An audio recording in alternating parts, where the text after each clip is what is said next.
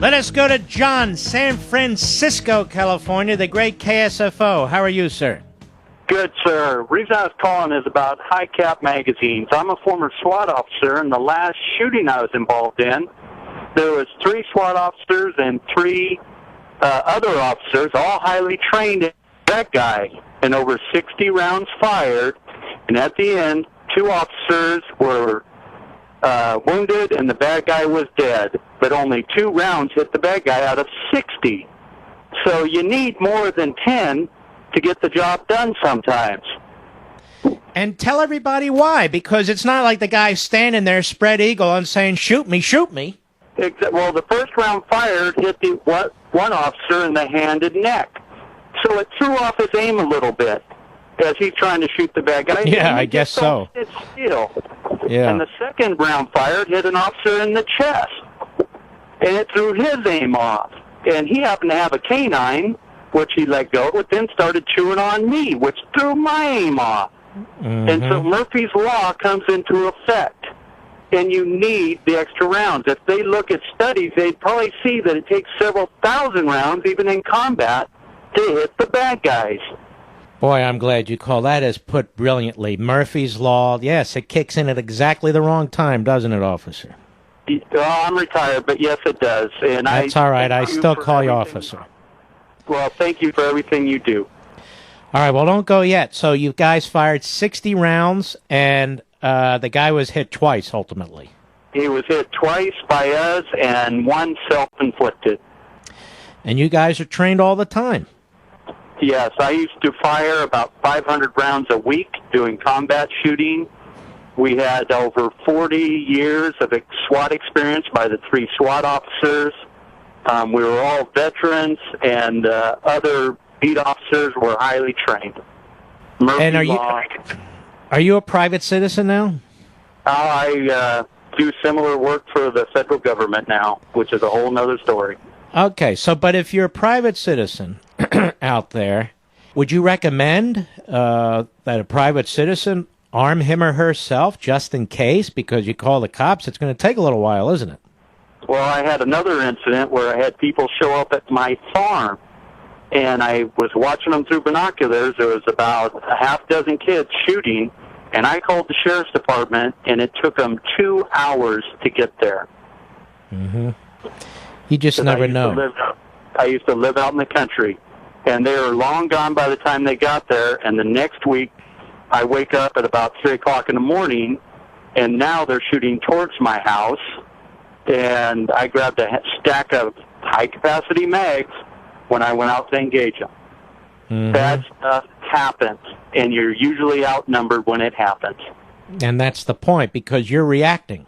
Yes, and then that young lady that protected her kids, she emptied her weapon, and the guy of his own choosing broke the attack off and left. Mm-hmm. And she was there with an empty gun. And she hit him, and she shot him several times, and he still wasn't down. Correct. And he is the one who decided to leave and not press the attack. Mm-hmm. And so just the reason why you need guns with high-capacity magazines, well, the amount of ammo you need is determined after the gunfight is done. Brilliantly put. Absolutely brilliantly put. Well, my friend, thank you very much. I appreciate it. I'm glad you're with us. Well, thank you, and keep up the work. Please do. All right, God bless. Take care. How do you like that? All that common sense there, Mr. Producer. He said it well, and you know how much ammo you needed after the fact. After the fact. We have people who are making laws or who want to issue presidential fiats who have no idea what they're talking about. None. You have people in the media who have no idea what they're talking about. None. And if they get what they want, many, many people are going to suffer as a result. And that former SWAT officer is exactly right. And I was talking about it in the prior hour. When you're in the heat of battle or an earlier segment, you know, I've never been, but you can imagine it. Your senses are different. Your ability to hold your hand still, your arm still, to identify a target, all these other, they all change. You know, it's one thing to think about it and practice for it, but it's another thing to deal with it. I mean, for all you know, somebody's breaking into your house and they have a Well, who knows what they have? What kind of weapon they have? What kind of protection they're wearing? Some kind of Kevlar vest? I mean, who the hell knows?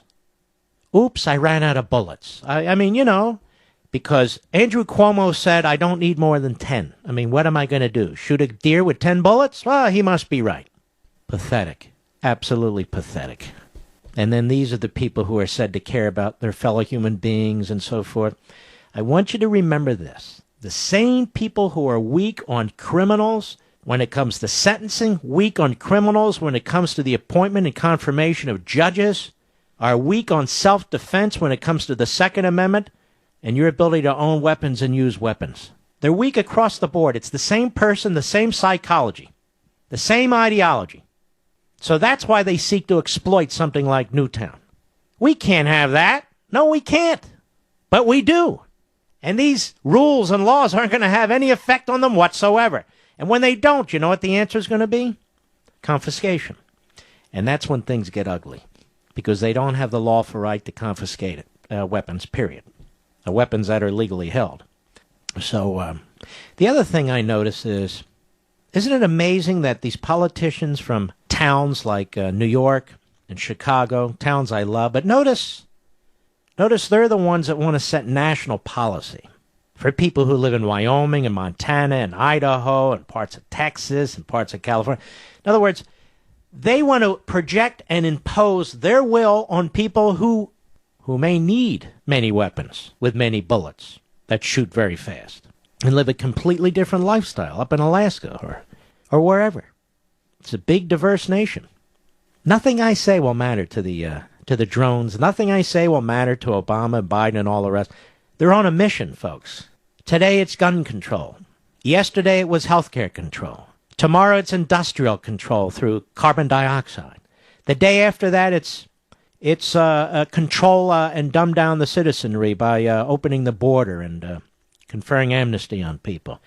It's just like I say, there's a fury in me right now that I don't want to express. Let me put it to you that way.